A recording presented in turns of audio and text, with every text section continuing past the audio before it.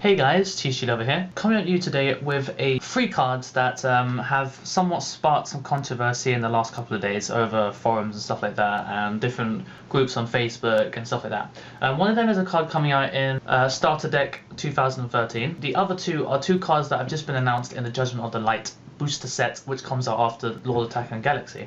I'll talk about the card first, the one from the starter deck, which is Crane. Obviously, you've probably heard of it because it's been around for a while now. It isn't obviously in the TCG yet, but it will be coming out in around June-ish. It's been considered to be quite broken, but I personally don't feel that it is.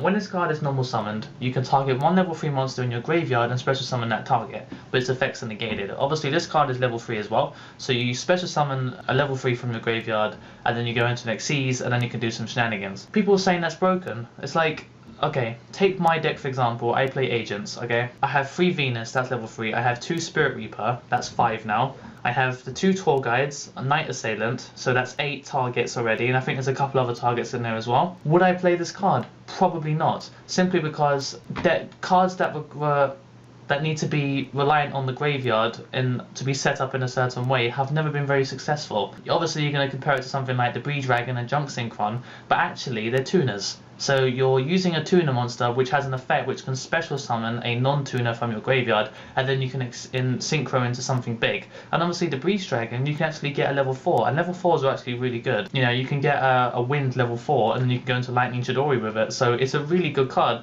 But Crane, it's basically a tour guide that's more situational. You know, it's not really that great. I mean, people are considering it, oh yeah, it's the reason why Sangan got banned. It's like, no, because you need to have Sangan in your graveyard. So tour guide into Sangan, put Sangan in the grave, wait a turn, get Crane, and then you can start recycling Sangan. If you can pull that off consistently, then I think that's your opponent's fault for not being able to stop you in that sense. If you keep spamming Sangan like that and then you keep getting more Cranes, it's like, fine, do that. Nothing, you don't get anything out of it. I mean, it's got a 300 attack on it, so it's actually not very good. I'm not saying it's bad, I'm just saying that it's not Tour Guide. It's nowhere near Tour Guide. Tour Guide has the versatility of you draw it, you use it, you get a rank 3 out of absolutely nowhere. You don't need to commit.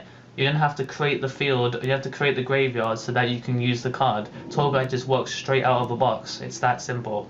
So that is the reason why I don't feel like it's as good as what people say it is. Anyway, the other two cards is Transturn and Herald of Sacred Light. Transturn is a cool little spell card which has just been announced, and obviously the picture that I have here is not very good. But, you know, at least it's something, because I don't want to talk about a card unless it's actually a picture. Send one monster you control to the graveyard, special summon one monster from your deck with the same attribute and type as the sent monster, but 1 level higher.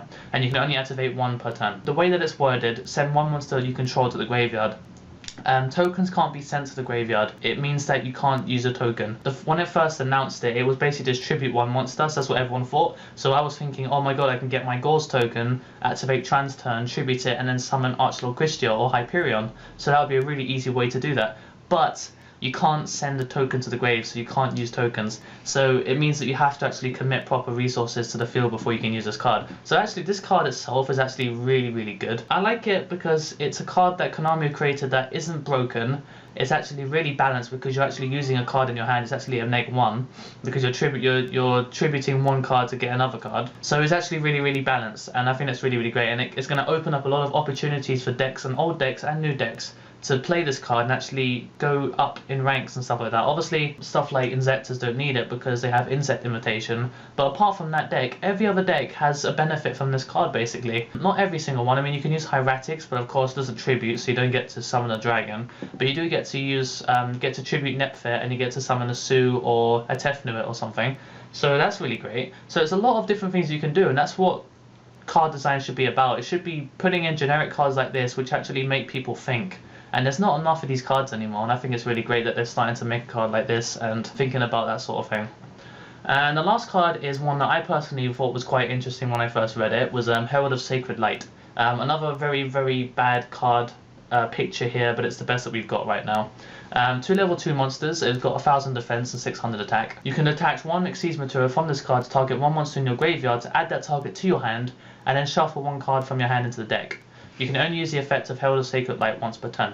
So what this means is basically you can go Venus, summon 2 Shine Balls, and then you make this card, detach the Shine Ball, put Shine Ball back in your deck, pay Venus again, summon 2 more Shine Balls, the last one that you, the 3rd Shine Ball, and the one you just put back in your deck, summon Gachi, so then you end your field with 2 Xyz monsters, and if they kill Venus, then you can use Herald of Sacred Light to put Venus back in your hand if you want to.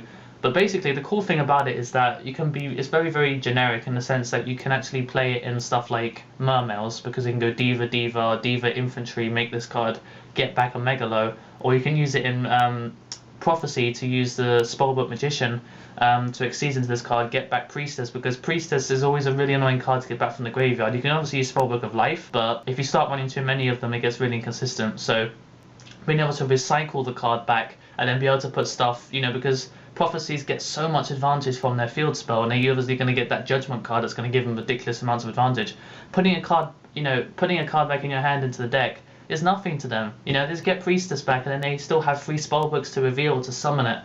So it's a really great way to recycle boss monsters. I'm really surprised that they didn't make it archetype specific, or they didn't make it attribute specific as well. So I think that when this set comes out, I think that this card is going to see a lot of play. It's going to be a lot of little combos that people can come up with to play it, and I think it's just one of those, if the situation allows it, I'll play it, but otherwise, you won't go out of your way to make it, basically. So it's not that kind of card. Those are the 3 cards today. I do apologize for not making a lot of videos recently, but I hope you guys enjoyed my special edition box. I might be opening another one today, but I'm not sure if I'll catch it on video. Yeah, so thanks for watching, guys, and I hope you guys do comment down below about how you feel about the cards today that I've talked about. Don't forget to like, share, and subscribe if you haven't already. If you have subscribed recently, you've been great, so thank you very much. Until next time, guys, the Thetcglover is out.